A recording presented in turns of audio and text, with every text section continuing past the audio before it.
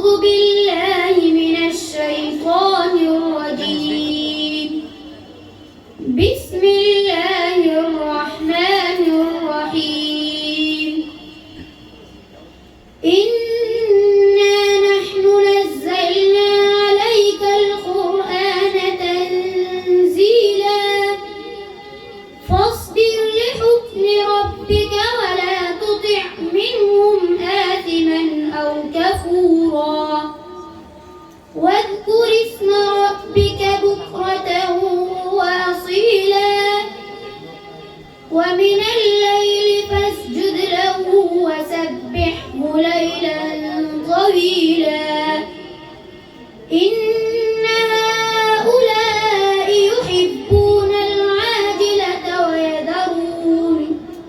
ويذرون وراءهم يوما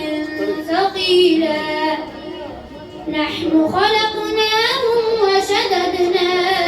أسرهم وإذا شئنا بدلنا